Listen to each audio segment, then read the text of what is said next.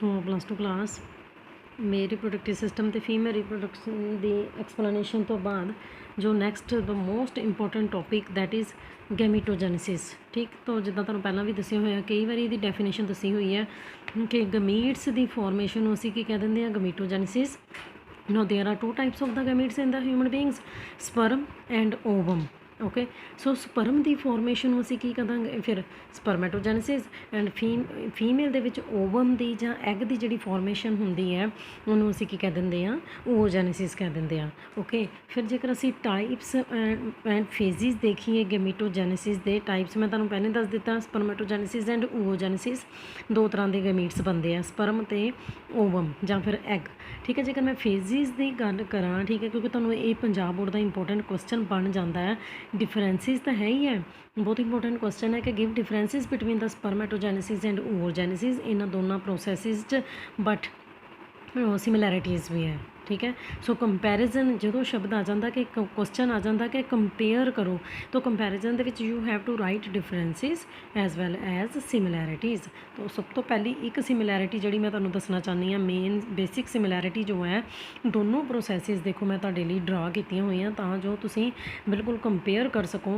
ठीक है, सो सिमिलैरिटीज़ की है कि there are 3 phases, multiplication phase, growth phase and maturation phase in spermatogenesis. Similarly in oogenesis there are same 3 phases, multiplication phase, growth phase and maturation phase. Okay, so spermatogenesis, ठीक है, as you know the sperm formation it takes place in the testes.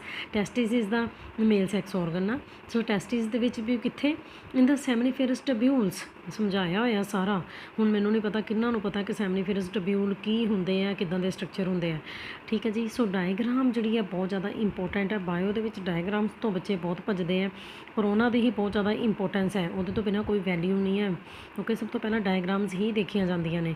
ਠੀਕ, ਸੋ ਸਪਰਮੈਟੋਜੈਨਸਿਸ ਦੇ ਵਿੱਚ ਕੀ ਹੈ ਤੁਹਾਨੂੰ ਪਤਾ, ਸੈਮਨੀਫੇਰਸ ਟਿਊਬਿਊਲ, ਸੈਮਨੀਫੇਰਸ ਟਿਊਬਿਊਲ ਦੇ ਅੰਦਰ ਜਰਮੀਨਲ ਐਪੀਥੀਲੀਅਮ ਦੀ ਲਾਈਨਿੰਗ ਸੀ। ਇਹ ਮੈਂ ਤੁਹਾਨੂੰ ਲਾਈਨਸ ਬਣਾ ਕੇ ਵੀ ਪੂਰਾ ਕਰਵਾਇਆ ਹੋਇਆ, ਸਪਰਮੈਟੋਜੈਨਿਕ ਸੈੱਲ ਔਰ ਸਪਰਮ ਮਦਰ ਸੈੱਲ ਹੈ ਨਾ, ਜਿਨ੍ਹਾਂ ਨੂੰ ਅਸੀਂ ਪ੍ਰਾਇਮਰੀ ਜਰਮ ਸੈੱਲਸ ਵੀ ਕਹਿ ਦਿੰਦੇ ਹਾਂ। ਅਤੇ ਬਾਕੀ ਤੁਹਾਨੂੰ ਪਤਾ ਹੀ ਹੈ ਕਿ ਉਹਦੇ ਅੰਦਰ ਸਰਟੋਲੀ ਸੈੱਲ, ਨਰਸ ਸੈੱਲ ਜਿਹੜੇ ਆ ਉਹ ਵੀ ਪ੍ਰੈਜ਼ੈਂਟ ਸੀਗੇ। ਠੀਕ ਹੈ, ਸੋ ਕੀ ਹੈ ਕਿ ਜਰਮੀਨਲ ਐਪੀਥੀਲੀਅਮ ਜਿਹਨੇ ਕਿ ਸੈਮਨੀਫੇਰਸ ਟਿਊਬਿਊਲ ਦੀ ਲਾਈਨਿੰਗ ਬਣਾਈ ਹੋਈ ਹੈ, ਉਹਦੇ ਅੰਦਰ ਕੁਝ ਸੈੱਲ ਜਿਹੜੇ ਆ ਉਹ ਸਾਈਜ਼ ਦੇ ਵਿੱਚ ਥੋੜ੍ਹੇ ਲਾਰਜ ਹੋ ਜਾਂਦੇ ਆ। ਉਹ ਮਾਈਟੋਸਿਸ ਦੀ ਹੈਲਪ ਦੇ ਨਾਲ, ਮਾਈਟੋਟਿਕ ਡਿਵੀਜ਼ਨ ਦੀ ਹੈਲਪ ਦੇ ਨਾਲ, ਠੀਕ ਹੈ, ਉਹ ਕੀ ਕਰਦੇ ਆ, ਡਿਵਾਈਡ ਕਰਦੇ ਆ। ਤਾਂ ਹੀ ਕ੍ਰੋਮੋਜ਼ੋਮ ਨੰਬਰ ਕਿੰਨਾ ਰਹਿ ਜਾਂਦਾ, 46। ਤੁਸੀਂ ਦੇਖ ਰਹੇ ਹੋ ਇੱਕ ਜਰਮ ਸੈੱਲ ਤੋਂ, ਦੇਖੋ ਇਹ ਟਾਈਪਸ ਆਫ ਜਰਮ ਸੈੱਲਸ ਹੈ, ਬਹੁਤ ਸਾਰੇ ਜਰਮ ਸੈੱਲਸ ਪ੍ਰੈਜ਼ੈਂਟ ਹੈ। ਕੀ ਦਿਖਾਇਆ, ਕੁਛ ਵੀ ਨਹੀਂ ਹੈ। ਠੀਕ ਹੈ, ਖਾਸ ਇੱਧਰਲੇ ਪਾਸੇ ਤੁਹਾਨੂੰ ਕੀ ਦਿਖਾਈਆਂ, ਟਾਈਪਸ ਆਫ ਡਿਵੀਜ਼ਨ ਜੇਕਰ ਕੋਈ ਹੋ ਰਹੀ ਹੈ। ਓਕੇ, ਸੋ ਮਲਟੀਪਲੀਕੇਸ਼ਨ ਫੇਜ਼ ਦਾ ਨਾਮ ਤੋਂ ਹੀ ਪਤਾ ਲੱਗ ਰਿਹਾ। ਠੀਕ ਹੈ, ਕੀ ਕਰਨਾ, ਜਰਮ ਸੈੱਲਸ ਨੇ ਮਲਟੀਪਲਾਈ ਕਰਨਾ ਹੈ। ਇੱਕ ਜਰਮ ਸੈੱਲ ਸੀਗਾ, ਉਹਦੇ ਤੋਂ 2 ਜਰਮ ਸੈੱਲ ਬਣ ਗਏ, ਉਹ 2 ਤੋਂ ਕਿੰਨੇ ਬਣ ਗਏ, ਫਿਰ 4 ਬਣ ਗਏ, ਇੱਕ ਤੋਂ ਇਹ 2 ਬਣ ਗਏ, ਇਹਦੇ ਤੋਂ ਇਹ 2 ਬਣ ਗਏ। ਠੀਕ ਹੈ, ਸੋ ਹਰ ਵਾਰੀ ਤੁਸੀਂ ਦੇਖ ਰਹੇ ਹੋ ਕਿ ਕ੍ਰੋਮੋਜ਼ੋਮ ਨੰਬਰ ਕੀ ਰਿਹਾ, ਸੇਮ 46। ਕ੍ਰੋਮੋਜ਼ੋਮ ਨੰਬਰ ਡਿਵਾਈਡ ਨਹੀਂ ਹੋਇਆ। ਠੀਕ ਹੈ ਨਾ, ਸੋ ਡਿਪਲੋਇਡ ਨੰਬਰ ਆਫ ਕ੍ਰੋਮੋਜ਼ੋਮਸ ਜਿਹੜਾ ਹੈਗਾ ਉਹ ਰਿਹਾ ਹੈ ਨਾ। ਸੋ ਫਿਰ ਇੰਨੇ ਜ਼ਿਆਦਾ ਇਹਨਾਂ ਨੂੰ ਅਸੀਂ ਕੀ ਕਹਿਣਾ, ਸਪਰਮੈਟੋਗੋਨੀਆ। ਇਹ ਜਿਹੜੇ ਤੁਹਾਡੇ ਕੋਲ ਇੰਨੇ ਬੜੇ ਸਟਰਕਚਰ ਬਣੇ ਹੈ ਨੈਚੁਰਲੀ, ਠੀਕ ਹੈ। ਸੋ ਹਿਊਮਨ ਬੀਇੰਗ ਹੈ, ਮੇਲ ਹੈ, ਠੀਕ ਹੈ ਨਾ, ਸੋ ਉਹਦੀ ਟੈਸਟਿਸ ਜਿਹੜੀ ਹੈਗੀ ਹੈ ਉਹਦਾ ਸਾਈਜ਼ ਵੀ ਵਧੇਗਾ। ਪਿਊਬਰਟੀ ਦੇ ਦੌਰਾਨ ਇਹ ਬਣਨੇ ਸ਼ੁਰੂ ਹੋ ਜਾਣਗੇ, ਹੈ ਨਾ। ਠੀਕ ਹੈ, ਸੋ ਸਾਈਜ਼ ਵਧਣਾ ਸ਼ੁਰੂ ਹੋ ਜਾਏਗਾ ਕਿਉਂਕਿ ਕਿੰਨੇ ਸਾਰੇ ਕੀ ਬਣ ਗਏ ਹੈ, ਸਪਰਮੈਟੋਗੋਨੀਆ ਬਣ ਗਏ। ਓਕੇ, ਨਾਓ ਸੈਕਿੰਡ ਫੇਜ਼ ਆ ਗਿਆ ਤੁਹਾਡੇ ਕੋਲ ਗਰੋਥ ਫੇਜ਼। ਇਹਦੇ ਵਿੱਚ ਹੁੰਦੀ ਕੀ ਹੈ ਕਿ ਇੱਕ ਸਪਰਮੈਟੋਗੋਨੀਆ ਜਿਹੜਾ ਹੈਗਾ ਸਾਈਜ਼ ਦੇ ਵਿੱਚ ਇਨਕਰੀਜ਼ ਕਰ ਜਾਏਗਾ। ਸਾਰੇ ਦੇ ਸਾਰੇ ਤਾਂ ਨਹੀਂ ਨਾ ਡਿਵੈਲਪ ਕਰ ਜਾਣਗੇ ਸਪਰਮ 'ਚ, ਫਿਰ ਤਾਂ ਪਤਾ ਨਹੀਂ ਕਿੰਨੇ ਸਪਰਮ ਪ੍ਰੋਡਿਊਸ ਹੋ ਜਾਣੇ ਆ ਮੇਲ ਦੇ ਅੰਦਰ। ਸੋ ਇਹਨਾਂ ਵਿੱਚ ਹੁੰਦੀ ਇੱਕ ਜਿਹੜਾ ਸਪਰਮੈਟੋਗੋਨੀਆ, ਠੀਕ ਹੈ, ਉਹ ਸਾਈਜ਼ ਦੇ ਵਿੱਚ ਇਨਕਰੀਜ਼ ਕਰ ਜਾਏਗਾ, ਉਹਦੀ ਗਰੋਥ ਹੋ ਜਾਏਗੀ and it will behave like the primary spermatocyte. So growth phase is also known as spermatocytogenesis. ठीक है जी, so growth phase ਨੂੰ ਅਸੀਂ spermatocytogenesis ਵੀ ਕਹਿੰਦੇ ਹਾਂ because there is formation of spermatocytes. Okay, ਠੀਕ ਹੈ, ਸੋ ਕੀ ਹੋ ਰਿਹਾ, ਸਾਈਟੋਪਲਾਜ਼ਮ ਇੱਥੇ ਇਨਕਰੀਜ਼ ਕਰ ਰਿਹਾ ਹੈ ਨਾ। ਹੁਣ ਸਪਰਮੈਟੋਗੋਨੀਆ ਨੇ ਡਿਵਾਈਡ ਨਹੀਂ ਕਰਨਾ, ਠੀਕ ਹੈ, ਇਹਨੇ ਸਾਈਜ਼ ਦੇ ਵਿੱਚ ਇਨਕਰੀਜ਼ ਕਰ ਜਾਣਾ। ਇਹਦੇ 'ਚ DNA ਦੀ ਰੈਪਲੀਕੇਸ਼ਨ ਹੋ ਰਹੀ ਹੈ, ਠੀਕ ਹੈ, ਸਾਈਟੋਪਲਾਜ਼ਮ ਜਿਹੜਾ ਹੈਗਾ ਉਹ ਇਨਕਰੀਜ਼ ਹੋ ਰਿਹਾ ਕਿਹਦੇ 'ਚ, ਗਰੋਥ ਫੇਜ਼ 'ਚ। ਥਰਡ ਫੇਜ਼ ਤੁਹਾਡੇ ਕੋਲ ਆ ਗਿਆ ਫਿਰ ਕਿਹੜਾ, ਮੈਚੂਰੇਸ਼ਨ ਫੇਜ਼ ਆ ਗਿਆ। ਹੁਣ ਕੀ ਹੋਣਾ, ਪ੍ਰਾਇਮਰੀ ਸਪਰਮੈਟੋਸਾਈਟ ਜਿਹੜਾ ਹੈਗਾ, ਠੀਕ ਹੈ, ਉਹ ਫਸਟ ਮਿਓਟਿਕ ਡਿਵੀਜ਼ਨ ਦੇ ਨਾਲ, ਜੇਕਰ ਤੁਸੀਂ ਡਾਇਗਰਾਮ ਨੂੰ ਧਿਆਨ ਨਾਲ ਦੇਖੋ ਤਾਂ ਮੈਂ ਲਿਖਿਆ ਹੋਇਆ ਮਿਓਸਿਸ 1, ਓਕੇ। ਸੋ ਫਸਟ ਮਿਊਟਿਕ ਡਿਵੀਜ਼ਨ ਦੇ ਨਾਲ, ਠੀਕ ਹੈ, ਸੋ ਪ੍ਰਾਇਮਰੀ ਸਪਰਮੈਟੋਸਾਈਟ ਜਿਹੜਾ ਸੀਗਾ, ਠੀਕ ਹੈ, ਉਹ ਡਿਵਾਈਡ ਕਰ ਗਿਆ ਦੋ ਦੇ ਵਿੱਚ, ਠੀਕ ਹੈ। ਸੋ ਤੁਹਾਨੂੰ ਪਤਾ ਹੀ ਹੈ ਕਿ ਮਿਊਟਿਕ ਡਿਵੀਜ਼ਨਸ ਜਿਹੜੀਆਂ ਹੁੰਦੀਆਂ ਨੇ, ਪਹਿਲੀ ਮਿਊਟਿਕ ਡਿਵੀਜ਼ਨ ਜਿਹੜੀ ਹੈਗੀ ਆ ਉਹ ਰਿਡਕਸ਼ਨਲ ਡਿਵੀਜ਼ਨ ਹੈ, ਜਿਹਦੇ ਕਰਕੇ ਕਿ 46 ਕ੍ਰੋਮੋਸੋਮ ਜਿਹੜੇ ਆ ਦੋ ਦੇ ਵਿੱਚ ਡਿਵਾਈਡ ਕਰ ਗਏ 23। ਹੁਣ ਪ੍ਰਾਇਮਰੀ ਸਪਰਮੈਟੋਸਾਈਟ ਕਾਹਦੇ ਵਿੱਚ ਬਦਲ ਚੁੱਕਾ ਹੋਇਆ, ਸੈਕੰਡਰੀ ਸਪਰਮੈਟੋਸਾਈਟ ਦੇ ਵਿੱਚ। ਦੇਖੋ ਕਿੰਨਾ ਇੰਟਰਸਟਿੰਗ, ਈਜ਼ੀ ਪਰ ਬਹੁਤ ਇੰਪੋਰਟੈਂਟ ਟੌਪਿਕ ਹੈ, ਆਉਣਾ ਹੀ ਆਉਣਾ ਹੈ, ਬਹੁਤ ਇੰਟਰਸਟਿੰਗ ਟੌਪਿਕ ਹੈ, ਠੀਕ। ਸੋ ਕੀ ਬਣ ਚੁੱਕਾ ਤੁਹਾਡੇ ਕੋਲ, ਸੈਕੰਡਰੀ ਸਪਰਮੈਟੋਸਾਈਟ, ਠੀਕ ਹੈ ਜੀ। ਪ੍ਰਾਇਮਰੀ ਸਪਰਮੈਟੋਸਾਈਟ ਕਾਹਦੇ 'ਚ ਬਦਲ ਗਿਆ, ਸੈਕੰਡਰੀ ਸਪਰਮੈਟੋਸਾਈਟ 'ਚ ਬਦਲ ਗਿਆ, ਉਹਦੀ ਮਿਓਸਿਸ 1 ਮਿਓਟਿਕ 1 ਡਿਵੀਜ਼ਨ ਹੋ ਗਈ। ਓਕੇ ਨਾਓ ਉਸ ਤੋਂ ਬਾਅਦ ਕੀ ਹੈ, ਮਿਓਸਿਸ 2 ਜਾਂ ਮਿਓਟਿਕ 2, ਠੀਕ ਹੈ ਨਾ, ਸੈਕਿੰਡ ਮਿਓਟਿਕ ਡਿਵੀਜ਼ਨ ਹੋ ਗਈ, ਠੀਕ ਹੈ। ਸੋ ਇੱਕ ਸੈਕੰਡਰੀ ਸਪਰਮੈਟੋਸਾਈਟ ਫਿਰ ਤੋਂ ਦੁਬਾਰਾ 2 'ਚ ਬਦਲ ਗਿਆ, ਠੀਕ ਹੈ। ਦੂਸਰਾ ਜਿਹੜਾ ਹੈਗਾ ਉਹ ਵੀ ਵਿੱਚ 2 'ਚ ਬਦਲ ਗਿਆ, ਤਾਂ ਸਾਡੇ ਕੋਲ there is formation of 4 spermatids. Okay, secondary spermatocyte ਤੋਂ ਹੁਣ ਕੀ ਬਣ ਚੁੱਕੇ ਆ, 4 ਸਪਰਮੈਟਿਡਸ ਬਣ ਚੁੱਕੇ ਆ। ਇਹ 4 ਸਪਰਮੈਟਿਡਸ ਫਿਰ ਬਾਅਦ ਦੇ ਵਿੱਚ ਆਪਣੇ ਆਪ ਹੀ ਬਦਲ ਜਾਣੇ ਆ, ਕਾਹਦੇ ਵਿੱਚ, ਸਪਰਮੈਟੋਜੋਆ 'ਚ। ਓਕੇ, ਸੋ ਇਹ ਜੋ ਪ੍ਰੋਸੈਸ ਹੈ ਜਿਹਦੇ 'ਚ ਸਪਰਮੈਟਿਡਸ, ਠੀਕ ਹੈ, ਸਪਰਮੈਟੋਜੋਆ 'ਚ ਬਦਲ ਰਹੇ ਆ, ਇਹਨੂੰ ਕੀ ਕਹਿੰਦੇ ਆ, ਸਪਰਮਾਇਓਜੈਨੇਸਿਸ। ਇਹਨਾਂ ਸਾਰੀਆਂ ਪ੍ਰੋਸੈਸਿਸ ਦੇ ਨੇਮ ਤੁਹਾਨੂੰ ਯਾਦ ਰੱਖਣੇ ਪੈਣੇ ਆ। ਇਹ ਸੀ ਸਪਰਮੈਟੋਜੈਨੇਸਿਸ। ਸਪਰਮੈਟਿਡਸ ਦਾ ਸਪਰਮੈਟੋਜੋਆ 'ਚ ਬਦਲ ਜਾਣਾ, ਉਹਨੂੰ ਕੀ ਕਹਿੰਦੇ ਆ, ਸਪਰਮਾਇਓਜੈਨੇਸਿਸ ਜਾਂ ਫਿਰ ਸਪਰਮੈਟੀਲੀਓਸਿਸ। ਸੋ ਇਹ ਮੈਂ ਤੁਹਾਨੂੰ ਹੁਣ ਸਮਝਾ ਦਿੱਤਾ। ਹੁਣ ਮੈਂ ਤੁਹਾਨੂੰ ਇੱਕ ਵਾਰੀ ਫੇਰ ਦੱਸਣ ਲੱਗੀ ਹਾਂ ਕਿ 2 ਸਟੇਜਿਸ ਦੇ ਵਿੱਚ ਇਹ ਸਾਰਾ ਕੁਝ ਹੋਇਆ ਹੈ। ਇਹ ਮੈਂ ਤੁਹਾਨੂੰ ਹੁਣ ਦੱਸਣ ਲੱਗੀ ਹਾਂ, ਜਿੰਨੀ ਵੀ ਸਪਰਮੈਟੋਜੈਨੇਸਿਸ ਦੀ ਪ੍ਰੋਸੈਸ ਹੋਈ ਹੈ ਨਾ, ਇਹ 2 ਸਟੇਜਿਸ ਦੇ ਵਿੱਚ ਹੁੰਦੀ ਹੈ। ਪਹਿਲੀ ਸਟੇਜ ਇੱਥੇ ਤੱਕ ਹੈ, ਦੇਖੋ ਆਹ ਸਾਰੀ ਇੱਥੇ ਤੱਕ ਕੀ, ਫਾਰਮੇਸ਼ਨ ਆਫ ਸਪਰਮੈਟਿਡਸ। ਅਤੇ ਸੈਕਿੰਡ ਕੀ ਹੈ ਤੁਹਾਡੇ ਕੋਲ, ਸੈਕਿੰਡ ਸਟੇਜ ਕਿਹੜੀ ਹੈ, ਫਾਰਮੇਸ਼ਨ ਆਫ ਸਪਰਮੈਟੋਜੋਆ, ਸਿਰਫ ਲਾਸਟ ਵਾਲੀ ਸਟੇਜ। ਓਕੇ ਜੀ, ਠੀਕ ਹੈ। ਸੋ 2 ਸਟੇਜਿਸ ਦੇ ਵਿੱਚ ਤੁਸੀਂ ਇਹਨੂੰ ਪੜ੍ਹਨਾ। ਜਿਹੜੀ ਫਾਰਮੇਸ਼ਨ ਆਫ ਸਪਰਮੈਟਿਡ ਹੈ, ਆਹ ਸਾਰੀ ਇੱਥੇ ਤੱਕ, ਉਹਦੇ 'ਚ 3 ਸਟੇਜਿਸ ਆਈਆਂ, multiplication phase, growth phase and ਮੈਚੂਰੇਸ਼ਨ phase. ਅਤੇ ਬਸ ਲਾਸਟ ਦੇ ਵਿੱਚ, ਠੀਕ ਹੈ, ਸਪਰਮੈਟਿਡਸ ਜਿਹੜੇ ਸੀਗੇ ਉਹ ਬਦਲ ਗਏ, ਠੀਕ ਹੈ, ਕਾਹਦੇ ਵਿੱਚ, ਸਪਰਮੈਟੋਜੋਆ 'ਚ ਬਦਲ ਗਏ, ਠੀਕ ਹੈ। ਸੋ ਇਸ ਤਰੀਕੇ ਦੇ ਨਾਲ ਇਹ ਸੀ ਸਾਰੀ ਪ੍ਰੋਸੈਸ ਸਪਰਮੈਟੋਜੈਨੇਸਿਸ, ਹੈ ਨਾ। ਅੱਛਾ ਠੀਕ ਹੈ, ਹੁਣ ਹਜੇ ਤੱਕ ਥੋੜ੍ਹੀਆਂ ਹੋਰ ਟਰਮਸ ਰਹਿੰਦੀਆਂ ਨੇ। ਸਪਰਮੈਟੋਜੋਆ ਜਿਹੜਾ ਹੈਗਾ, ਇੱਥੇ ਮੈਂ ਤੁਹਾਨੂੰ ਦੱਸ ਦੇਣਾ ਚਾਹੁੰਦੀ ਹਾਂ ਕਿ ਸਪਰਮੈਟਿਡਸ ਬਣ ਚੁੱਕੇ ਸੀਗੇ। ਉਹ ਸਪਰਮੈਟੋਜੋਆ ਕਿਸ ਤਰੀਕੇ ਦੇ ਨਾਲ ਬਣੇ, ਜਸਟ, ਠੀਕ ਹੈ, ਉਹਨਾਂ ਦੇ ਅੰਦਰ ਜਿਹੜੇ ਔਰਗੇਨੈਲੀਜ਼ ਸੀਗੇ ਨਾ, ਠੀਕ ਹੈ, ਸੋ ਉਹਨਾਂ ਦੀ ਪੋਜੀਸ਼ਨ ਜਿਹੜੀ ਹੈਗੀ ਉਹ ਚੇਂਜ ਹੋਈ ਹੈ, ਮੋਡੀਫਾਈ ਹੋ ਗਏ ਆ ਸਪਰਮੈਟਿਡਸ ਜਿਹੜੇ ਆ ਸਪਰਮੈਟੋਜੋਆ ਦੇ ਵਿੱਚ। ਉਹਨਾਂ ਦੇ ਸੈਲਸ, ਉਹਨਾਂ ਦੇ ਔਰਗੇਨੈਲੀਜ਼, ਹੈ ਨਾ, ਉਹਨਾਂ ਦੀ ਪੋਜੀਸ਼ਨ ਦੇ ਵਿੱਚ ਚੇਂਜ ਆਈ ਹੈ। 2 ਮਹੀਨੇ ਲੱਗ ਜਾਂਦੇ ਹੈ, ਹੈ ਨਾ। Development of A sperm cell ਜਿਹੜਾ ਹੈ ਨਾ, ਟੇਕਸ ਅਬਾਊਟ 2 ਮੰਥਸ, 2 ਮਹੀਨੇ ਲੱਗ ਜਾਂਦੇ ਆ ਸਪਰਮ ਨੂੰ ਬਣਨ ਦੇ ਲਈ। ਅਤੇ ਪੂਰੇ ਬਣੇ ਹੋਏ ਸਪਰਮ ਜਿਹੜੇ ਆ ਫਿਰ ਸੈਮਨੀਫੇਰਸ ਟਿਊਬਿਊਲ ਦੀ ਕੈਵਿਟੀ ਦੇ ਵਿੱਚ ਫਰੀ ਘੁੰਮਣ ਲੱਗ ਪੈਂਦੇ ਆ। ਉਹ ਤੁਹਾਨੂੰ ਮੈਂ ਟੈਸਟਿਸ ਜਿਹੜੇ ਹੈਗੇ ਉਹਦਾ ਟਰਾਂਸਫਰਸ ਸੈਕਸ਼ਨ ਦਿਖਾਇਆ ਹੋਇਆ, ਠੀਕ ਹੈ। ਸੋ ਇੱਕ ਵਾਰੀ ਤੁਹਾਨੂੰ ਫਿਰ ਦਿਖਾ ਦਿੰਦੇ ਹਾਂ ਟਰਾਂਸਫਰ ਸੈਕਸ਼ਨ ਜੋ ਹੈਗਾ, ਠੀਕ ਹੈ, ਟੈਸਟਿਸ ਦਾ, ਯਾਦ ਹੈ ਕਿ ਨਹੀਂ, ਠੀਕ ਹੈ। ਆਹ ਸੀ ਟਰਾਂਸਫਰ ਸੈਕਸ਼ਨ ਟੈਸਟਿਸ ਦਾ, ਠੀਕ ਹੈ। ਸੋ ਜਦੋਂ ਬਣ ਜਾਂਦੇ ਆ ਸਪਰਮ, ਉਹ ਪੂਰੀ ਤਰੀਕੇ ਦੇ ਨਾਲ ਕੀ ਹੈ, ਸੈਮਨੀਫੇਰਸ ਟਿਊਬਿਊਲਸ ਦੀ ਕੈਵਿਟੀ ਦੇ ਵਿੱਚ ਫਰੀ ਮੂਵ ਕਰਨਾ ਸ਼ੁਰੂ ਕਰ ਦਿੰਦੇ। ਉਹ ਸਰਟੋਲੀ ਸੈਲਸ ਤੋਂ ਬਿਲਕੁਲ ਸੈਪਰੇਟ ਹੋ ਜਾਂਦੇ ਆ, ਫਰੀ ਹੋ ਜਾਂਦੇ ਆ। ਤਾਂ ਇਹਦੇ ਲਈ ਵੀ ਤੁਹਾਡੇ ਕੋਲ ਇੱਕ ਪ੍ਰੋਸੈਸ ਦੀ ਨੇਮਿੰਗ ਹੈ, ਸਪਰਮੀਏਸ਼ਨ। ਓਕੇ, ਇਹਦੇ ਲਈ ਵੀ ਸਾਡੇ ਕੋਲ ਇੱਕ ਪ੍ਰੋਸੈਸ ਹੈਗੀ ਹੈ। ਸੋ ਮੈਂ ਤੁਹਾਨੂੰ ਪਿੱਛੇ ਵੀ ਇੱਕ ਵਾਰੀ ਪ੍ਰੋਸੈਸ ਲਿਖ ਕੇ ਦਿਖਾਈਆਂ, ਮੈਂ ਤੁਹਾਨੂੰ ਦਿਖਾਉਂਦੀ ਹਾਂ। ਸਪਰਮੀਏਸ਼ਨ ਕੀ ਪ੍ਰੋਸੈਸ ਹੈਗੀ ਹੈ, the process of release of spermatozoa from the Sertoli cell into the cavity of the seminiferous tubule, ਉਹਨੂੰ ਕਹਿੰਦੇ ਆ ਸਪਰਮੀਏਸ਼ਨ, ਠੀਕ ਹੈ ਜੀ। ਸੋ ਕਨਫਿਊਜ਼ ਨਹੀਂ ਹੋਣਾ, ਕੁਛ ਨਹੀਂ ਹੈ, ਬਹੁਤ ਈਜ਼ੀ, ਬਹੁਤ ਸਿੰਪਲ ਪ੍ਰੋਸੈਸ ਹੈਗੀ ਹੈ, ਠੀਕ ਹੈ। ਸੋ 2 ਸਪਰਮੈਟੋਜੈਨੇਸਿਸ 2 ਫੇਜ਼ਿਸ 'ਚ ਹੋਈ ਹੈ। ਪਹਿਲੀ 'ਚ ਫਾਰਮੇਸ਼ਨ ਆਫ ਸਪਰਮੈਟਿਡਸ ਅਤੇ ਦੂਸਰੀ ਦੇ ਵਿੱਚ ਕੀ ਹੋਇਆ, ਫਾਰਮੇਸ਼ਨ ਆਫ ਸਪਰਮੈਟੋਜੋਆ। ਓਕੇ, ਹੁਣ ਮੈਂ ਤੁਹਾਨੂੰ ਰੋਲ ਨਹੀਂ ਕਰਵਾਉਣੇ ਸਰਟੋਲੀ ਸੈੱਲ ਦੇ, ਤੁਸੀਂ ਆਪਣੇ ਆਪ ਹੀ ਪੜ੍ਹਨੇ ਆ। ਐਡੀਸ਼ਨਲ ਫੰਕਸ਼ਨਸ ਵੀ ਹੈਗੇ ਆ ਸਰਟੋਲੀ ਸੈੱਲ ਦੇ, ਇਹ ਤੁਸੀਂ ਪੜ੍ਹਨੇ ਆ। ਸਮਝ ਗਏ ਇਸ ਗੱਲ ਨੂੰ, ਠੀਕ ਹੈ। ਅੱਛਾ, ਇੱਥੇ ਮੈਂ ਤੁਹਾਨੂੰ ਇੱਕ ਵਾਰੀ ਦਿਖਾ ਦਿੰਦੀ ਹਾਂ, ਪ੍ਰੋਸੈਸਿਸ ਤੁਹਾਡੇ ਲਈ ਲਿਖੀਆਂ ਹੋਈਆਂ, ਠੀਕ ਹੈ। ਕਿ ਸਪਰਮਾਇਓਜੈਨੇਸਿਸ ਦੱਸਿਆ ਸੀ ਨਾ ਮੈਂ ਤੁਹਾਨੂੰ, ਸਪਰਮਾਇਓਜੈਨੇਸਿਸ, ਸਪਰਮੀਏਸ਼ਨ। ਮੈਂ ਫਿਰ ਤੋਂ ਦੁਬਾਰਾ ਇੱਕ ਵਾਰੀ ਤੁਹਾਡੇ ਲਈ ਲਿਖ ਦਿੱਤੀਆਂ। ਸਪਰਮਾਇਓਜੈਨੇਸਿਸ ਕੀ ਸੀ, ਸਪਰਮੈਟਿਡਸ ਦਾ ਸਪਰਮੈਟੋਜੋਆ 'ਚ ਬਦਲ ਜਾਣਾ, ਠੀਕ ਹੈ, ਉਹਨੂੰ ਅਸੀਂ ਕਹਿ ਦਿੰਦੇ ਹਾਂ ਸਪਰਮਾਇਓਜੈਨੇਸਿਸ, ਹੈ ਨਾ। ਸਪਰਮੀਏਸ਼ਨ ਕੀ ਸੀ, the process of release of spermatozoa from Sertoli cell into the cavity of the seminiferous tubules. ਇਸ ਤੋਂ ਪਹਿਲਾਂ ਕਿ ਅਸੀਂ ਸਟਰਕਚਰ ਕਰੀਏ ਸਪਰਮੈਟੋਜੋਆ ਦਾ, ਹੈ ਨਾ, ਜਾਂ ਸਪਰਮ ਦਾ, ਆ ਵਾਲਾ, ਠੀਕ ਹੈ। ਮੇਲ ਜੋ ਸਪਰਮ ਹੈਗਾ, ਠੀਕ ਹੈ, ਉਹਦਾ ਸਟਰਕਚਰ ਕਰਵਾਉਣ ਤੋਂ ਪਹਿਲਾਂ ਮੈਂ ਤੁਹਾਨੂੰ ਓਵੋਜੈਨੇਸਿਸ ਦੀ ਜਿਹੜੀ ਪ੍ਰੋਸੈਸ ਹੈ ਨਾ ਉਹ ਪਹਿਲਾਂ ਕਰਵਾਉਣਾ ਚਾਹੁੰਦੀ ਹਾਂ, ਤਾਂ ਜੋ ਤੁਹਾਨੂੰ ਦੋਨੋਂ ਪ੍ਰੋਸੈਸਿਸ ਦੇ ਵਿੱਚ ਡਿਫਰੈਂਸ ਪਤਾ ਲੱਗੇ, ਠੀਕ ਹੈ ਜੀ। ਸੋ ਕਿਉਂਕਿ ਤੁਹਾਨੂੰ ਪਹਿਲਾਂ ਹੀ ਪਤਾ ਕਿ ਫੀਮੇਲਸ ਦੀਆਂ ਜਿਹੜੀਆਂ ਪ੍ਰੋਸੈਸਿਸ ਹੈਗੀਆਂ ਉਹ ਥੋੜ੍ਹੀਆਂ ਕੰਪਲੀਕੇਟਡ ਹੈਗੀਆਂ ਨੇ, ਹੈ ਨਾ, ਠੀਕ ਹੈ।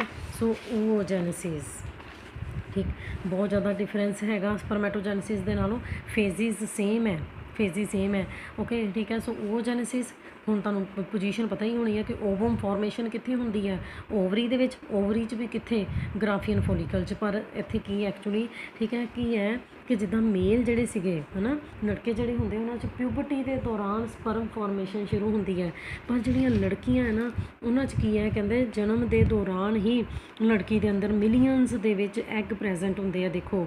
ਸੋ ਇਹਦਾ ਮਲਟੀਪਲੀਕੇਸ਼ਨ ਫੇਜ਼ ਜਿਹੜਾ ਹੈਗਾ, ਗਰੋਥ ਫੇਜ਼, ਇਹ ਥੋੜ੍ਹੇ ਅਲੱਗ ਹੋਣਗੇ, ਹੈ ਨਾ, ਠੀਕ ਹੈ। ਸੋ ਡਾਇਗਰਾਮ ਤੋਂ ਵੀ ਤੁਹਾਨੂੰ ਪਤਾ ਲੱਗ ਰਿਹਾ ਹੋਏਗਾ, ਹੈ ਨਾ, ਕਿੰਨੀ ਡਿਫਰੈਂਟ ਡਾਇਗਰਾਮ ਹੈਗੀ ਹੈ। ਇੱਥੇ ਕੁਛ ਪੋਲਰ ਬੋਡੀਜ਼, ਅਲੱਗ ਹੀ ਸਟਰਕਚਰ ਬਾਹਰ ਨਿਕਲਦੇ ਪਏ ਆ, ਹੈ ਨਾ, ਠੀਕ ਹੈ। ਇਹ ਤਾਂ ਚਲੋ ਉਹੀ ਹੈ ਸਟੇਜਿਸ ਦੇ ਦੌਰਾਨ, ਹੈ ਨਾ, ਵੀ ਓਵਰੀ ਦੇ ਅੰਦਰ ਜਿਹੜਾ ਜਰਮੀਨਲ ਐਪੀਥੀਲੀਅਮ ਸੀ ਉਹਦੇ ਕੁਛ ਸੈੱਲ ਜਿਹੜੇ ਸੀਗੇ ਇਨਲਾਰਜ ਕਰਕੇ ਸਾਈਜ਼ ਦੇ ਵਿੱਚ ਮਾਈਟੋਟਿਕ ਡਿਵੀਜ਼ਨ ਦੇ ਨਾਲ ਮਲਟੀਪਲਾਈ ਕਰਕੇ ਡਬਲ ਕ੍ਰੋਮੋਜ਼ੋਮ ਨੰਬਰ ਹੀ ਰਿਹਾ। ਇਹ ਤਾਂ ਸੇਮ ਇਹਦੇ ਵਰਗਾ ਹੀ ਹੈ, ਓਕੇ। ਉਹਦੇ ਵਿੱਚੋਂ ਦੀ ਇੱਕ ਜਿਹੜਾ ਹੈਗਾ ਮਦਰ ਸੈੱਲ ਇਨਲਾਰਜ ਕਰ ਗਿਆ, ਠੀਕ ਹੈ, ਉਹਨੂੰ ਅਸੀਂ ਪ੍ਰਾਇਮਰੀ ਓਵੋਸਾਈਟ ਕਹਿ ਦਿੱਤਾ। ਇਹਨਾਂ ਵਿੱਚੋਂ ਇੱਕ ਐਗ ਜਿਹੜਾ ਹੈਗਾ, ਹੈ ਨਾ, ਠੀਕ ਹੈ। ਸੋ ਉਹ ਜਦੋਂ ਡਿਵਾਈਡ ਕੀਤਾ ਫਿਰ ਪਹਿਲੀ ਪੋਲਰ ਬੋਡੀ ਬਣੀ। ਇਹ ਮੈਂ ਤੁਹਾਨੂੰ ਕਰਵਾਉਂਦੀ ਹਾਂ। ਪਹਿਲਾਂ ਇੱਧਰ ਵਾਲੇ ਪਾਸੇ ਦੇਖੋ, ਸਟੇਜਿਸ ਆਫ ਲਾਈਫ ਸਾਈਕਲ, ਹੈ ਨਾ, ਇਹ ਸਾਰਾ ਕੁਛ ਦੇਖੋ, ਇਹ ਬਰਥ ਤੋਂ ਪਹਿਲਾਂ ਹੀ ਲੜਕੀ ਦੇ ਅੰਦਰ ਹੋ ਚੁੱਕਾ ਹੁੰਦਾ। ਜਦੋਂ ਲੜਕੀ ਆਪਣੀ ਮਦਰ ਦੇ ਅੰਦਰ ਹੁੰਦੀ ਹੈ ਨਾ, ਉਦੋਂ ਹੀ ਉਹਦੇ ਅੰਦਰ ਇਹ ਵਾਲੇ ਐਗ ਜਿਹੜੇ ਆ ਬਣ ਚੁੱਕੇ ਹੁੰਦੇ ਆ। ਫੀਟਸ ਜਦੋਂ ਹਜੇ ਛੋਟੀ ਜਿਹੀ ਹੈ, ਫਿਰ ਬਰਥ ਹੋ ਜਾਂਦਾ, ਹੈ ਨਾ, ਠੀਕ ਹੈ। ਸੋ ਫਿਰ ਓਵੂਲੇਸ਼ਨ ਤੋਂ ਪਹਿਲਾਂ, ਠੀਕ ਹੈ, ਵੀ ਓਵਿਊਲ ਪ੍ਰੋਡਿਊਸ ਕਰਨਾ ਸ਼ੁਰੂ ਕਰੇ ਹਜੇ ਉਹਦੇ ਤੋਂ ਪਹਿਲਾਂ ਇਹ ਸਾਰੀਆਂ ਪ੍ਰੋਸੈਸਿਸ ਹੋ ਜਾਂਦੀਆਂ। ਫਿਰ ਓਵੂਲੇਸ਼ਨ ਹੋ ਜਾਂਦੀ ਹੈ, ਠੀਕ ਹੈ। ਫਿਰ ਫਰਟੀਲਾਈਜੇਸ਼ਨ ਹੁੰਦੀ ਹੈ। ਸੋ ਫੀਮੇਲ ਦੇ ਅੰਦਰ, ਠੀਕ ਹੈ, ਐਗ ਫੋਰਮੇਸ਼ਨ ਉਦੋਂ ਕੰਪਲੀਟ ਹੁੰਦੀ ਹੈ ਜਦੋਂ ਫਰਟੀਲਾਈਜੇਸ਼ਨ ਹੋ ਜਾਂਦੀ ਹੈ। ਦੇਖ ਲਓ, ਜਨਮ ਤੋਂ ਲੈ ਕੇ ਚੱਲ ਪੈਂਦੀ ਹੈ ਅਤੇ ਫਰਟੀਲਾਈਜੇਸ਼ਨ 'ਤੇ ਜਾ ਕੇ ਖ਼ਤਮ ਹੁੰਦੀ ਹੈ। ਇਹਦੇ 'ਚ ਅਲੱਗ ਹੀ ਇੱਕ ਪੋਲਰ ਬੋਡੀ ਸਟਰਕਚਰ ਵੀ ਬਣਦੇ ਹੈ, ਠੀਕ ਹੈ ਜੀ। ਸੋ ਆਹ ਹੋ ਗਈ ਫਰਟੀਲਾਈਜੇਸ਼ਨ। ਸੋ ਉਹਦੀ ਲਾਈਫ ਦੇ ਵਿੱਚ ਕਿੰਨੀਆਂ ਸਟੇਜਿਸ ਆਈਆਂ, ਠੀਕ ਹੈ। ਇਹ ਬਰਥ ਤੋਂ ਪਹਿਲਾਂ, ਸਮਝਦੇ ਪਏ ਹੋ, ਠੀਕ ਹੈ, ਇਹ ਬਰਥ ਤੋਂ ਬਾਅਦ, ਠੀਕ, ਫਿਰ ਓਵੂਲੇਸ਼ਨ ਹੋ ਗਈ, ਐਗ ਰਿਲੀਜ਼ ਹੋ ਗਿਆ ਅਤੇ ਉਹ ਐਗ ਦੀ ਫਰਟੀਲਾਈਜੇਸ਼ਨ ਹੋ ਗਈ, ਫੀਮੇਲ ਪ੍ਰੈਗਨੈਂਟ ਹੋ ਗਈ, ਹੈ ਨਾ। ਸੋ ਇਹਨੂੰ ਡਿਟੇਲ ਦੇ ਵਿੱਚ ਅਸੀਂ ਹੁਣ ਕਰਦੇ ਹਾਂ। ਧਿਆਨ ਦੇ ਨਾਲ ਤੁਸੀਂ ਦੇਖਣਾ। ਹੁਣ ਮੈਂ ਓਵਰੀ ਦਾ ਟਰਾਂਸਵਰਸ ਸੈਕਸ਼ਨ ਜਾਂ ਲੌਂਗੀਟਿਊਡਨਲ ਸੈਕਸ਼ਨ ਤੁਹਾਨੂੰ ਨਹੀਂ ਦਿਖਾਉਣਾ, ਠੀਕ ਹੈ। ਤੁਸੀਂ ਖੁਦ ਦੇਖਣਾ ਕਿੱਥੇ ਪ੍ਰੈਜ਼ੈਂਟ ਹੈਗੀਆਂ ਐਗ ਟਿਊਬਸ ਜਾਂ ਐਗ ਦੇ ਨੈਸਟ, ਠੀਕ ਹੈ। ਸੋ ਹੁੰਦਾ ਕੀ ਹੈ ਮਲਟੀਪਲੀਕੇਸ਼ਨ ਫੇਜ਼ 'ਚ ਕੀ ਹੈ, ਡਿਊਰਿੰਗ ਫੀਟਲ ਡਿਵੈਲਪਮੈਂਟ, ਹੈ ਨਾ। ਜਰਮੀਨਲ ਐਪੀਥੀਲੀਅਮ ਜਿਹੜਾ ਕਿ ਓਵਰੀ ਦੇ ਅੰਦਰ, ਠੀਕ ਹੈ, ਇੱਕ ਲੇਅਰ ਪ੍ਰੈਜ਼ੈਂਟ ਹੈਗੀ ਹੈ। ਉਹਦੇ ਕੁਛ ਸੈੱਲ ਜਿਹੜੇ ਹੈਗੇ ਆ ਲਾਰਜ ਹੋ ਜਾਂਦੇ ਸਾਈਜ਼ ਦੇ ਵਿੱਚ, ਉਹਨਾਂ ਦੇ ਨਿਊਕਲੀਆਈ ਵੀ ਲਾਰਜ ਹੋ ਜਾਂਦੇ ਆ। ਉਹਨਾਂ 'ਚ ਮਾਈਟੋਟਿਕ ਡਿਵੀਜ਼ਨ ਹੁੰਦੀ ਹੈ। ਅਨਡਿਫਰੈਂਸ਼ੀਏਟਡ ਜਰਮ ਸੈੱਲ ਬਣ ਜਾਂਦੇ ਜਿਨ੍ਹਾਂ ਨੂੰ ਅਸੀਂ ਕੀ ਕਹਿ ਦਿੰਦੇ ਹਾਂ, ਉਹ ਗੋਣੀਆਂ ਜਾਂ ਫਿਰ ਐਗ ਮਦਰ ਸੈੱਲ, ਹੈ ਨਾ, ਓਵਰੀ ਦੇ ਅੰਦਰ। ਇਹ ਡਿਪਲੋਇਡ ਹੈ। ਉਹ ਗੋਣੀਆਂ ਮਲਟੀਪਲਾਈ ਕਰੀ ਜਾਂਦੇ ਆ ਮਾਈਟੋਟਿਕ ਡਿਵੀਜ਼ਨ ਦੇ ਨਾਲ, ਠੀਕ। ਸੋ ਮੈਂ ਜੇ ਯਾਦ ਹੈ ਤਾਂ ਮੈਂ ਓਵਰੀ ਦੇ ਅੰਦਰ ਇੱਕ ਸਟੋਮਾ ਪੋਰਸ਼ਨ ਪੜ੍ਹਾਇਆ ਸੀਗਾ, ਹੈ ਨਾ, ਜਿਹੜਾ ਉਹਦੇ ਅੰਦਰ ਮੇਨ, ਠੀਕ ਹੈ, ਸਟਰਕਚਰ ਪ੍ਰੈਜ਼ੈਂਟ ਹੈਗਾ ਓਵਰੀ ਦੇ ਅੰਦਰ। ਡੋਟਡ ਸਟਰਕਚਰ ਪ੍ਰੈਜ਼ੈਂਟ ਹੈ ਸਟੋਮਾ ਉਹਦੇ ਵਿੱਚ, ਠੀਕ ਹੈ। ਇਹ ਐਗ ਇਕੱਠੇ ਹੋ ਕੇ ਕੀ ਬਣਾ ਦਿੰਦੇ ਆ, ਐਗ ਟਿਊਬ ਆਫ ਪਫਲੂਗਰ, ਕੀ ਬਣਾ ਦਿੰਦੇ ਆ, ਐਗ ਟਿਊਬ ਆਫ ਪਫਲੂਗਰ ਬਣਾ ਦਿੰਦੇ ਆ, ਜਿਹੜੇ ਕਿ ਬਾਅਦ ਦੇ ਵਿੱਚ, ਠੀਕ ਹੈ, ਇੱਕ ਰਾਊਂਡ ਜਿਹਾ ਮਾਸ ਬਣਾ ਲੈਂਦੇ ਆ ਜਿਹਨੂੰ ਅਸੀਂ ਕੀ ਕਹਿ ਦਿੰਦੇ ਆ, ਐਗ ਨੈਸਟ, ਠੀਕ ਹੈ। ਫਿਰ ਉਹ ਗੋਲ ਹੋ ਜਾਂਦਾ ਸਟਰਕਚਰ, ਹੈ ਨਾ। ਐਗ ਨੈਸਟ ਦੇ ਵਿੱਚੋਂ ਦੀ ਇੱਕ ਸੈੱਲ ਫਿਰ ਵੱਡਾ ਹੋ ਜਾਂਦਾ ਜਿਹਨੂੰ ਅਸੀਂ ਕੀ ਕਹਿ ਦਿੰਦੇ ਆ, ਪ੍ਰਾਇਮਰੀ ਓਵੋਸਾਈਟ। ਆਹ ਦੇਖੋ, ਬਹੁਤ ਸਾਰੇ ਐਗਸ ਬਣੇ, ਠੀਕ ਹੈ, ਬਹੁਤ ਸਾਰੇ ਐਗ ਮਦਰ ਸੈੱਲ ਬਣੇ। ਉਹਨਾਂ 'ਚੋਂ ਇੱਕ ਮਦਰ ਸੈੱਲ ਜਿਹੜਾ ਹੈਗਾ ਉਹ ਸਾਈਜ਼ ਦੇ ਵਿੱਚ ਵੱਡਾ ਹੋ ਗਿਆ, ਐਗ ਮਦਰ ਸੈੱਲ, ਸਮਝਦੇ ਪਏ ਹੋ, ਜਿਹਨੂੰ ਕਿ ਅਸੀਂ ਕੀ ਕਹਿ ਦਿੰਦੇ ਹਾਂ, ਠੀਕ ਹੈ, ਪ੍ਰਾਇਮਰੀ ਓਵੋਸਾਈਟ। ਚਲੋ ਮੇਰੇ ਕੋਲ, ਮੈਂ ਤੁਹਾਨੂੰ ਕਹਿ ਤਾਂ ਦਿੰਦੀ ਹਾਂ, ਠੀਕ ਹੈ, ਵੀ ਮਤਲਬ ਆਪਣੇ ਆਪ ਹੀ ਦੇਖਿਓ ਇਹ ਉਹ, ਪਰ ਫਿਰ ਵੀ ਮੈਨੂੰ ਹੁੰਦਾ ਕਿ ਮੈਂ ਬੱਚਿਆਂ ਨੂੰ ਦੱਸਾਂ। ਸਮਝਦੇ ਪਏ, ਆਹ ਸੀ ਓਵਰੀ, ਹੈ ਨਾ, ਆਹ ਜਰਮੀਨਲ ਐਪੀਥੀਲੀਅਮ ਦੀ ਲਾਈਨਿੰਗ, ਹੈ ਨਾ। ਇਹਦੇ ਵਿੱਚੋਂ ਦੀ ਕੁਛ ਸੈੱਲ ਜਿਹੜੇ ਸੀ ਸਾਈਜ਼ 'ਚ ਵੱਡੇ ਹੋ ਗਏ, ਠੀਕ ਹੈ, ਜੁੜ ਜੁੜ ਕੇ ਇੱਦਾਂ ਐਗਸ ਦੀ ਇੱਕ ਟਿਊਬ ਬਣਾ ਲਈ।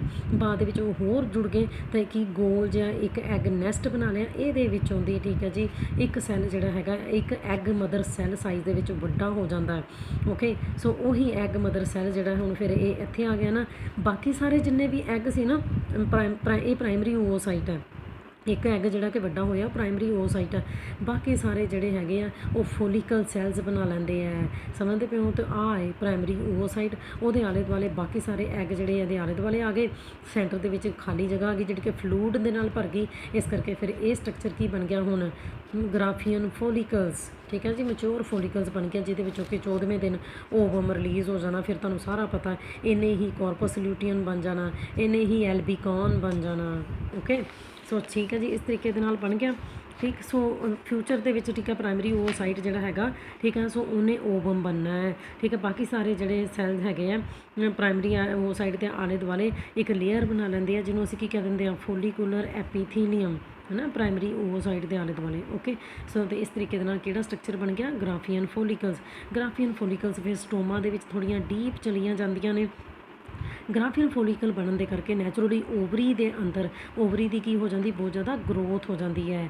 ਪ੍ਰਾਇਮਰੀ ਓਸਾਈਟ ਹੁਣ ਕਿਉਂਕਿ ਇਹ ਹਜੇ ਤੱਕ ਛੋਟਾ ਜਿਹਾ ਬੱਚੀ ਹੈ ਨਾ, ਬੱਚਾ ਹਜੇ ਮਦਰ ਦੇ ਅੰਦਰ ਹੈ। ਪ੍ਰਾਇਮਰੀ ਓਸਾਈਟ ਜਿਹੜੇ ਹੈਗੇ ਹੁਣ ਮਿਓਸਿਸ 1 ਦਾ ਜਿਹੜਾ ਉਹਨਾਂ ਦਾ ਪ੍ਰੋਫੇਜ਼ ਹੈ ਨਾ, ਉਹ ਰੁਕ ਜਾਂਦਾ, ਹੁਣ ਉੱਥੇ ਹੀ ਰੁਕ ਜਾਂਦੇ ਆ। ਓਵੂਲੇਸ਼ਨ ਤੋਂ ਪਹਿਲਾਂ ਜਿੰਨੀ ਦੇਰ ਤੱਕ ਓਵੂਲੇਸ਼ਨ ਨਹੀਂ ਹੋ ਜਾਂਦੀ, ਇਹਨੂੰ ਅਸੀਂ ਕਹਿੰਦੇ ਆ ਫਸਟ ਰੈਸਟਿੰਗ ਪੀਰੀਅਡ। ਹੁਣ ਕੋਈ ਵੀ ਫੀਮੇਲ ਦੇ ਅੰਦਰ ਚੇਂਜ, ਮਦਰ ਦੇ ਅੰਦਰ ਹੈ ਜਦੋਂ ਬੱਚੀ ਹੈ, ਕੋਈ ਚੇਂਜ ਨਹੀਂ ਆਣੀ, ਪ੍ਰਾਇਮਰੀ ਓਸਾਈਟ ਬਣਨ ਤੱਕ ਹੀ ਹੈ ਬੱਚੀ ਦੇ ਅੰਦਰ। ਓਕੇ, ਇਹਨੂੰ ਇਹਦਾ ਪਹਿਲਾ ਰੈਸਟਿੰਗ ਫੇਜ਼ ਕਹਿੰਦੇ ਆ। ਅੱਗੇ ਤੁਹਾਡੇ ਕੋਲ ਆ ਗਿਆ ਗਰੋਥ ਫੇਜ਼। ਠੀਕ ਹੈ, ਸੋ ਪ੍ਰਾਇਮਰੀ ਓਸਾਈਟ ਜਿਹੜਾ ਹੈਗਾ ਨਾ, ਇਹਦਾ ਗਰੋਥ ਫੇਜ਼ ਬਹੁਤ ਲੰਬਾ ਹੈ, ਕਈ ਸਾਲਾਂ ਤੱਕ ਐਕਸਟੈਂਡ ਕਰ ਜਾਣਾ ਨਾ। ਠੀਕ ਹੈ, ਫਿਰ ਜਦੋਂ ਹੋਣਾ ਤੇ ਪ੍ਰਾਇਮਰੀ ਓਸਾਈਟ ਦੇ ਵਿੱਚ ਸਾਈਟੋਪਲਾਜ਼ਮ ਵੱਧ ਜਾਣਾ। ਠੀਕ ਹੈ, ਨਿਊਕਲੀਅਸ ਇਨਲਾਰਜ ਹੋ ਜਾਣਾ ਪਿਊਬਰਟੀ ਤੋਂ ਬਾਅਦ, ਕਿਉਂਕਿ ਹੁਣ ਲੜਕੀ ਕੀ ਹੈ, ਵੱਡੀ ਹੋਣ ਜਾ ਰਹੀ ਹੈ, ਹੈ ਨਾ। ਸੋ ਪ੍ਰਾਇਮਰੀ ਓਸਾਈਟ ਪ੍ਰੋਫੇਸ 'ਤੇ ਰੁਕਿਆ ਹੋਇਆ ਸੀ, ਹੁਣ ਕੀ ਹੋਇਆ, ਠੀਕ ਹੈ, ਸੋ ਗਰੋਥ ਹੋ ਗਈ ਹੈ, ਸਾਈਜ਼ ਵੱਧ ਚੁੱਕਾ, ਪਿਊਬਰਟੀ ਆ ਗਈ ਹੈ, ਲੜਕੀ ਦਾ ਬਰਥ ਸਭ ਹੋ ਗਿਆ, ਲੜਕੀ ਵੱਡੀ ਹੋ ਗਈ ਹੈ, 13 ਸਾਲ ਦੀ, 13 ਈਅਰਸ ਦੀ, ਪਤਾ ਨਾ ਉਦੋਂ ਫੀਮੇਲ 'ਚ ਪਿਊਬਰਟੀ ਆਉਂਦੀ ਹੈ। ਓਕੇ, ਨਾਓ ਮੈਚੂਰੇਸ਼ਨ ਫੇਜ਼। ਹੁਣ ਪ੍ਰਾਇਮਰੀ ਓਸਾਈਟ ਇਹਦੀ ਮਿਓਟਿਕ ਡਿਵੀਜ਼ਨ ਹੁੰਦੀ ਹੈ, ਮਿਓਸਿਸ 1। ਠੀਕ ਹੈ, ਤਾਂ ਸੋ ਇਹ ਬੱਚੇ ਕਾਹਦੇ 'ਚ ਬਦਲ ਜਾਂਦਾ, ਨੈਚੁਰਲੀ ਤੁਹਾਨੂੰ ਪਤਾ ਜਦੋਂ ਮਿਓਸਿਸ ਹੁੰਦੀ ਹੈ ਤੇ ਹੈਪਲੋਇਡ ਐਗ ਬਣਨਾ, ਇਹਨੂੰ ਹੁਣ ਅਸੀਂ ਕੀ ਕਹਿ ਦੇਣਾ, ਐਗ ਨਹੀਂ ਕਹਿਣਾ ਚਾਹੀਦਾ ਵੈਸੇ, ਪ੍ਰਾਇਮਰੀ ਓਸਾਈਟ ਸੈਕੰਡਰੀ ਓਸਾਈਟ ਬਣ ਗਿਆ। ਨਾਲ ਇੱਕ ਛੋਟੀ ਜੀ ਪੋਲਰ ਬੋਡੀ ਨਿਕਲਦੀ ਹੈ। ਇਹ ਬੱਚੇ ਐਕਚੁਅਲੀ 'ਚ ਕੀ ਹੈ ਕਿ ਜਦੋਂ ਪ੍ਰਾਇਮਰੀ ਓਸਾਈਟ ਦੀ ਮਿਓਸਿਸ ਹੋਈ ਨਾ, ਦੋ ਤਰ੍ਹਾਂ ਦੇ ਸਟਰਕਚਰ ਬਣੇ, ਉਹਨਾਂ ਦੇ ਵਿੱਚੋਂ ਦੀ ਸੈਕੰਡਰੀ ਓਸਾਈਟ ਸਾਈਜ਼ ਦੇ ਵਿੱਚ ਵੱਡਾ ਬਣਿਆ, ਇਹਦੇ 'ਚ ਜ਼ਿਆਦਾ ਸਾਈਟੋਪਲਾਜ਼ਮ ਚਲਾ ਗਿਆ, ਪਰ ਨਾਲ ਇੱਕ ਸਟਰਕਚਰ ਨਿਕਲਦਾ, ਉਹਦੇ 'ਚ ਛੋਟਾ ਥੋੜ੍ਹਾ ਜਿਹਾ ਸਾਈਟੋਪਲਾਜ਼ਮ ਜਾਂਦਾ, ਨਿਊਕਲੀਅਸ ਵੀ ਨੇਕਡ ਹੁੰਦਾ, ਉਹਨੂੰ ਕਹਿੰਦੇ ਫਸਟ ਪੋਲਰ ਬੋਡੀ। ਜਦ ਕਿ ਮੇਲ ਦੇ ਵਿੱਚ ਅਸੀਂ ਇੱਦਾਂ ਦੀ ਕੋਈ ਗੱਲ ਨਹੀਂ ਪੜ੍ਹੀ। ਸੈਕੰਡਰੀ ਓਸਾਈਟ ਦੀ ਫਿਰ ਕੀ ਹੋ ਜਾਂਦੀ, ਹੁਣ ਮਿਓਟਿਕ 2 ਨਹੀਂ ਹੋਣੀ, ਸੈਕਿੰਡ ਮਿਓਟਿਕ ਡਿਵੀਜ਼ਨ ਨਹੀਂ ਹੋਣੀ ਹੈ। ਓਕੇ, ਇਹ ਮੈਟਾਫੇਜ਼ 'ਤੇ ਹੀ ਰੁਕ ਜਾਣੀ ਹੈ। ਤੁਹਾਨੂੰ ਪਤਾ ਨਾ ਪ੍ਰੋਫੇਜ਼ ਮੈਟਾਫੇਜ਼ ਕੀ ਹੈ, ਸੈੱਲ ਡਿਵੀਜ਼ਨ ਦੇ ਬਹੁਤ ਸਾਰੇ ਫੇਜ਼ਿਸ ਹੈ। ਓਕੇ, ਕਦੋਂ ਹੋਣੀ ਹੈ, ਜਦੋਂ ਸੈਕੰਡਰੀ ਓਸਾਈਟ 'ਚ ਹੁਣ ਸਪਰਮ ਐਂਟਰ ਕਰ ਗਿਆ। ਠੀਕ ਹੈ, ਫੀਮੇਲ ਪ੍ਰੈਗਨੈਂਟ ਹੋਣ ਜਾ ਰਹੀ ਹੈ, ਫਰਟੀਲਾਈਜੇਸ਼ਨ ਹੋ ਗਈ ਹੈ, ਹੁਣ ਹੋਣੀ ਹੈ ਸੈਕੰਡਰੀ ਓਸਾਈਟ ਦੀ ਮਿਓਟਿਕ 2 ਡਿਵੀਜ਼ਨ। ਠੀਕ ਹੈ, ਤਾਂ ਫਿਰ ਇਹ ਦੇਖੋ ਆ ਬਣ ਗਿਆ ਓਵਮ, ਜਿਹਦੇ 'ਚ ਦੋਨੋਂ ਪ੍ਰੋ ਨਿਊਕਲੀਆਈ ਆ ਗਏ। ਇਹ ਸਿੰਬਲ ਹੁੰਦੇ ਆ ਬੱਚੇ, ਮੇਲ ਦੇ ਲਈ ਇਹ ਸਿੰਬਲ ਹੁੰਦਾ ਤੇ ਫੀਮੇਲ ਦੇ ਲਈ ਇਹ ਸਿੰਬਲ ਹੁੰਦਾ, ਦੋਨਾਂ ਦੇ ਪ੍ਰੋ ਨਿਊਕਲੀਆਈ ਆ ਗਏ ਹੈ। ਹੁਣ ਵੀ ਇੱਕ ਹੋਰ ਪੋਲਰ ਬੋਡੀ ਬਣਨੀ ਹੈ, ਜਦੋਂ ਸੈਕੰਡਰੀ ਓਸਾਈਟ ਦੀ ਫਰਟੀਲਾਈਜੇਸ਼ਨ ਹੋਣ ਲੱਗਣੀ ਨਾ ਸਪਰਮ ਦੇ ਨਾਲ, ਇਹਦੇ ਵਿੱਚੋਂ ਵੀ ਇੱਕ ਪੋਲਰ ਬੋਡੀ ਬਣਨੀ ਹੈ। ਤੇ ਇੱਕ ਹੋਰ ਕੀ ਹੋਣਾ, ਜਦੋਂ ਫਰਟੀਲਾਈਜੇਸ਼ਨ ਹੋਣੀ, ਜਿਹੜੀ ਪਹਿਲੀ ਪੋਲਰ ਬੋਡੀ ਸੀ ਨਾ, ਉਹਨੇ ਵੀ ਇੱਥੇ ਆ ਕੇ 2 'ਚ ਡਿਵਾਈਡ ਕਰ ਜਾਣਾ। ਇਸ ਤਰੀਕੇ ਦੇ ਨਾਲ ਫੀਮੇਲ ਦੇ ਵਿੱਚ, ਠੀਕ ਹੈ, ਇੱਕ ਕੰਪਲੀਟ ਓਸਾਈਟ ਤਾਂ ਬਣਦਾ ਹੀ ਬਣਦਾ, ਨਾਲ 3 ਪੋਲਰ ਬੋਡੀਜ਼ ਬਣਦੀਆਂ ਨੇ। ਆਹ ਹੁਣ ਬਣ ਜਾਏਗਾ ਜਾਈਗੋਟ, ਛੋਟਾ ਬੱਚਾ ਬਣਨਾ ਸ਼ੁਰੂ ਹੋ ਜਾਏਗਾ। ਠੀਕ ਹੈ ਜੀ, ਸੋ ਇਸ ਤਰੀਕੇ ਦੇ ਨਾਲ ਫੀਮੇਲ ਦੇ ਅੰਦਰ, ਠੀਕ ਹੈ, ਓਵੋਜੈਨੇਸਿਸ ਦੀ ਪ੍ਰੋਸੈਸ ਹੋ ਰਹੀ ਹੈ। ਪੋਲਰ ਬੋਡੀਜ਼ ਨੂੰ ਪੋਲੋਸਾਈਟਸ ਵੀ ਕਹਿੰਦੇ ਆ। ਓਕੇ, ਠੀਕ ਹੈ, ਸੋ ਇਸ ਤਰੀਕੇ ਦੇ ਨਾਲ ਓਵੋਟਿਡ, ਇਹਨੂੰ ਅਸੀਂ ਹੁਣ ਕੀ ਕਹਿਣਾ ਸ਼ੁਰੂ ਕਰ ਦੇਣਾ, ਓਵੋਟਿਡ ਕਹਿਣਾ ਸ਼ੁਰੂ ਕਰ ਦੇਣਾ। ਇਹਦੇ ਵਿੱਚ ਮੇਲ ਦਾ ਨਿਊਕਲੀਅਸ ਵੀ ਆ ਗਿਆ ਤੇ ਫੀਮੇਲ ਦਾ ਨਿਊਕਲੀਅਸ ਵੀ ਆ ਗਿਆ। ਠੀਕ ਹੈ ਜੀ, ਸੋ ਇਹ ਹੈ ਓਵੋਜੈਨੇਸਿਸ। ਫਿਰ ਬਹੁਤ ਇੰਪੋਰਟੈਂਟ ਡਿਫਰੈਂਸ ਹੈ, ਇਹ ਤੁਸੀਂ ਜ਼ਰੂਰ ਪੜ੍ਹਨਾ, ਸਪਰਮੈਟੋਜੈਨੇਸਿਸ ਤੇ ਓਵੋਜੈਨੇਸਿਸ 'ਚ। ਠੀਕ ਹੈ, ਤੇ ਸਿਮਿਲੈਰਿਟੀਜ਼ ਵੀ ਹੈ। ਓਕੇ, ਸੋ ਇਸ ਤੋਂ ਬਾਅਦ ਤੁਹਾਡੇ ਕੋਲ ਆ ਜਾਂਦਾ ਓਵੂਲੇਸ਼ਨ। ਠੀਕ ਹੈ, ਸੋ ਓਵੂਲੇਸ਼ਨ ਤੁਹਾਨੂੰ ਪਤਾ ਹੀ ਹੈ। ਠੀਕ ਹੈ, ਗ੍ਰਾਫੀਅਨ ਫੋਲੀਕਲਸ ਮੈਚੋਰ ਹੋ ਚੁੱਕੀਆਂ। ਮੈਂਸਟਰੁਅਲ ਸਾਈਕਲ ਦਾ ਜਦੋਂ 14ਵਾਂ ਦਿਨ ਆ ਜਾਂਦਾ, ਪਤਾ ਨਾ 28 ਦਿਨ ਦਾ ਹੁੰਦਾ ਮੈਂਸਟਰੁਅਲ ਸਾਈਕਲ, ਇਹ ਵੀ ਡਿਟੇਲ 'ਚ ਤੁਹਾਨੂੰ ਪੜ੍ਹਾਉਣਾ। ਠੀਕ ਹੈ, 14ਵੇਂ ਦਿਨ, ਠੀਕ ਹੈ, ਇੱਕ ਓਵਰੀ 1 ਮਹੀਨੇ ਦੇ ਵਿੱਚ, ਠੀਕ ਹੈ, ਰਿਲੀਜ਼ ਕਰ ਦਿੰਦੀ ਹੈ। ਠੀਕ ਹੈ, ਮੈਚੋਰ ਐਗ, ਹੈ ਨਾ। ਸੋ ਓਵੂਲੇਸ਼ਨ ਜਿਹੜੀ ਹੈਗੀ, ਠੀਕ ਹੈ, ਟਰਜਿਡਿਟੀ ਵੱਧ ਜਾਂਦੀ ਹੈ। ਓਵੂਲੇਸ਼ਨ ਇਜ਼ ਕਾਜ਼ਡ ਬਾਈ ਇਨਕਰੀਜ਼ਿੰਗ ਟਰਜਿਡਿਟੀ ਹੈ ਨਾ, ਠੀਕ ਹੈ। ਸੋ ਮਸਲ ਫਾਈਬਰਸ ਜਿਹੜੇ ਹੁੰਦੇ ਆ ਫੋਲੀਕਲ ਦੇ ਆਲੇ ਦੁਆਲੇ ਉਹਨਾਂ ਦੀ ਕੰਟਰੈਕਸ਼ਨ ਹੁੰਦੀ ਹੈ, ਠੀਕ ਹੈ। ਸੋ ਫੋਰਸ ਆਫ ਇਜੈਕਸ਼ਨ ਜਿਹੜੀ ਹੈਗੀ ਉਹ ਸੈਕੰਡਰੀ ਓਵੋਸਾਈਟ ਨੂੰ, ਠੀਕ ਹੈ, ਉਹਦੀਆਂ ਬਹੁਤ ਸਾਰੀਆਂ ਉਹਦੇ ਆਲੇ ਜਿਹੜੀਆਂ ਕੋਟਸ ਹੈ, ਠੀਕ ਹੈ, ਉਹ ਕਿੱਥੇ ਲੈ ਜਾਂਦੀ ਫਲੋਪੀਅਨ ਫਨਲ 'ਚ, ਪਤਾ ਨਾ ਤੁਹਾਨੂੰ, ਠੀਕ ਹੈ, ਕਿ ਜਿਹੜੀਆਂ ਉਹ ਹੈ ਫਲੋਪੀਅਨ ਟਿਊਬ ਮੈਂ ਸਾਰੀ ਡਿਟੇਲ 'ਚ ਪੜ੍ਹਾਈ ਹੋਈ ਹੈ, ਜਿਹਨੇ ਫਿੰਬਰੇ ਹੈ ਨਾ, ਫਿੰਗਰ ਲਾਈਕ ਪ੍ਰੋਜੈਕਸ਼ਨ ਉੱਥੇ ਚਲਾ ਜਾਂਦਾ। ਜਿੱਦਾਂ ਹੀ ਓਵੋਸਾਈਟ ਜਿਹੜਾ ਫਲੋਪੀਅਨ ਟਿਊਬ ਦੇ ਵਿੱਚ ਚਲਾ ਜਾਂਦਾ, ਠੀਕ ਹੈ, ਸੈਲਸ ਦੀ ਮਦਦ ਦੇ ਨਾਲ ਉਹਦੀ ਸੈਕਿੰਡ ਮਿਓਟਿਕ ਡਿਵੀਜ਼ਨ ਜਿਹੜੀ ਹੈਗੀ ਹੈ ਉਹ ਸ਼ੁਰੂ ਹੋ ਜਾਂਦੀ, ਜਿਹੜੀ ਕਿ ਰੁਕੀ ਪਈ ਸੀਗੀ ਹੁਣ, ਕਿਉਂਕਿ ਹੁਣ ਸਪਰਮ ਵੀ ਐਂਟਰ ਕਰ ਚੁੱਕਾ ਅਤੇ ਫਰਟੀਲਾਈਜੇਸ਼ਨ ਹੋਣੀ ਹੈ, ਠੀਕ ਹੈ। ਸੋ ਇਸ ਤਰੀਕੇ ਦੇ ਨਾਲ 14ਵੇਂ ਦਿਨ ਮੈਂਸਟਰੁਅਲ ਸਾਈਕਲ ਦੇ ਓਵਮ ਰਿਲੀਜ਼ ਕਰ ਦਿੱਤਾ ਜਾਂਦਾ ਹੈ, ਠੀਕ ਹੈ। ਇੱਥੇ ਤੱਕ ਤੁਸੀਂ ਸੁਣਨਾ, ਫਿਰ ਔਨਲਾਈਨ ਕਲਾਸ ਦੇ ਵਿੱਚ ਹੀ ਮੈਂ ਤੁਹਾਨੂੰ ਪੜ੍ਹਾਉਣਾ ਸਟਰਕਚਰ ਆਫ ਓਵਮ, ਡਿਫਰੈਂਸ਼ੀਏਸ਼ਨ ਆਫ ਗੈਮੀਟਸ, ਠੀਕ ਹੈ।